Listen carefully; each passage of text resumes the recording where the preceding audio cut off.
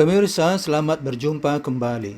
Setiap kali ada perhelatan pemilihan presiden atau pilpres, dapat dipastikan bahwa perhatian para calon presiden atau capres dan tim suksesnya atau tim ses adalah Pulau Jawa, utamanya 3 provinsi yakni Jawa Barat atau Jabar, Jawa Tengah atau Jateng, dan Jawa Timur atau Jatim. Partai-partai pengusung capres dan tim sesnya selalu pasang strategi jitu untuk bisa menguasai dan meraup suara dari 3 provinsi ini. Karena menguasai suara di 3 provinsi ini dapat merupakan jaminan sukses memenangkan kontestasi di tingkat nasional. Apa dampak fenomena Jawa sentris ini serta bagaimana mengatasinya akan kita bahas dalam video ini. Namun silakan terlebih dahulu klik tombol subscribe agar channel kita ini dapat bertumbuh lebih baik lagi. Terima kasih.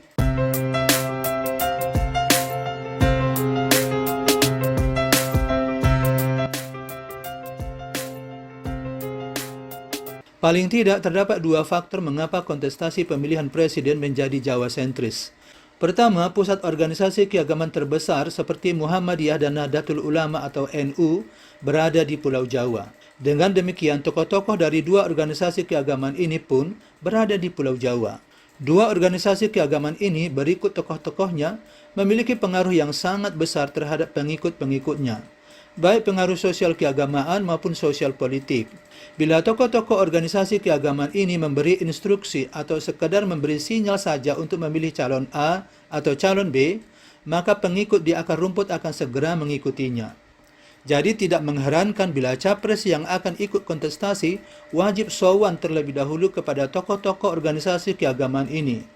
Bahkan akan menjadi ideal bila capres yang diusung justru berasal dari organisasi-organisasi ini, atau paling tidak memiliki afiliasi dengan salah satu organisasi ini. Kedua, berdasarkan data statistik, lebih separuh dari jumlah pemilih nasional berada di Pulau Jawa. Misalnya untuk Pilpres 2024 dilaporkan, hampir 57% calon pemilih berada di Pulau Jawa. Tidak mengherankan bila Pulau Jawa merupakan daerah yang strategis untuk memenangkan kontestasi pemilihan presiden. Hal ini disebabkan berdasarkan regulasi yang ada, seorang capres dinyatakan menjadi pemenang apabila dapat meraih suara sebesar 50% lebih atau lebih sering disebut 50% plus 1 dari total pemilih nasional. Tidak mengherankan pula, partai pengusung capres bersama tim sesnya berupaya sekuat tenaga untuk bisa menguasai Pulau Jawa, khususnya 3 provinsi yakni Jabar, Jateng, dan Jatim. Daerah lain di luar Pulau Jawa sering hanya sebagai pelengkap, dalam arti bukan penentu kemenangan. Lalu apa akibat dari fenomena Jawa sentris ini terhadap kehidupan berbangsa dan bernegara? Paling tidak hal ini berdampak terhadap 2 hal. Pertama, adanya dikotomi Jawa dan luar Jawa. Dikotomi ini sangat terasa dalam hal pembangunan. Paling tidak inilah yang kita alami selama ini. Pembangunan lebih terkonsentrasi di Pulau Jawa, sedangkan di luar Jawa kurang mendapat perhatian. Hal ini dapat terlihat dari laju pembangunan infrastruktur seperti transportasi, pertanian, perdagangan, pendidikan, dan sebagainya, yang pada akhirnya mengakibatkan ketimpangan kualitas pelayanan publik. Ketimpangan ini semakin terasa lagi kalau kita bergerak semakin ke timur. Kenapa bisa begitu? Karena faktor penentu kemenangan capres adalah di Jawa. Tentu saja sangat masuk akal bila perhatian presiden terpilih nantinya lebih tertuju kepada pembangunan di Jawa. Dampak yang kedua adalah capres harus berasal dari Jawa. Tentu saja semua partai pengusung capres berusaha memenangkan kandidatnya, karena memang itulah tujuan mereka. Karena Jawa merupakan faktor penentu dalam keberhasilan, maka tidak mengherankan bila partai atau koalisi partai pengusung capres berusaha merekrut capresnya dari Jawa dan atau yang memiliki afiliasi dengan 2 organisasi keagamaan yang disebut di atas tadi. Beberapa pengamat politik berpendapat bahwa sesungguhnya Pilpres Indonesia belum menerapkan demokrasi yang sesungguhnya. Karena dengan sistem 50% plus 1, daerah di luar Pulau Jawa, terlebih-lebih daerah yang ada di wilayah timur Indonesia, tidak memiliki kedudukan yang setara dengan daerah-daerah yang ada di Jawa, terutama dalam hal implementasi pembangunan. Sesuai dengan konstitusi yang memandang setiap daerah di Indonesia adalah setara, maka syarat 50% plus 1 dari total suara nasional untuk memenangkan kontestasi pemilihan presiden terasa tidak relevan lagi.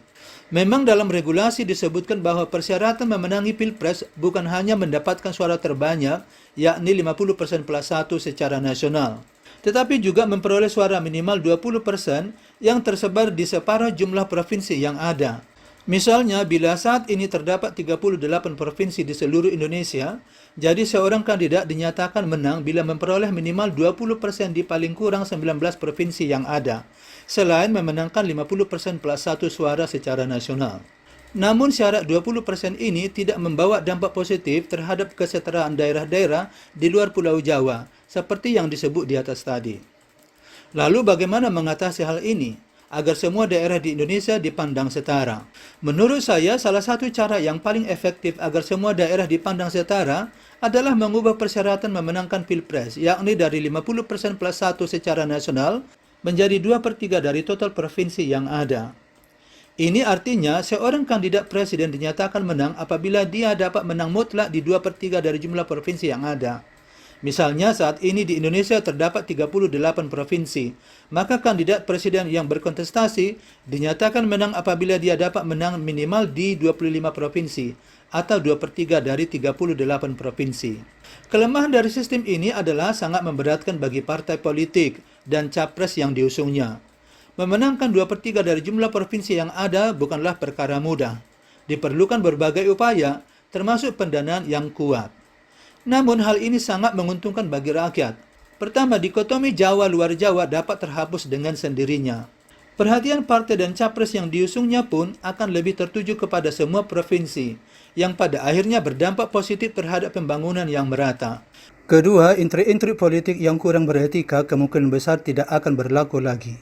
Semua calon pemimpin akan mengeluarkan statement dan membuat kebijakan yang berbasis kepentingan rakyat, bukan kepentingan pribadi atau keluarga. Baiklah pemirsa, demikian video kita kali ini. Kita berjumpa kembali pada video-video berikutnya dengan topik yang berbeda. Apa yang saya paparkan dalam video ini adalah pendapat saya pribadi. Jika Anda setuju atau tidak setuju dengan saya, silakan beri komentar Anda di kolom komentar. Mohon subscribe, like, share, dan komen. Dan jangan lupa aktifkan lonceng notifikasinya. Thank you very much. Goodbye and take care.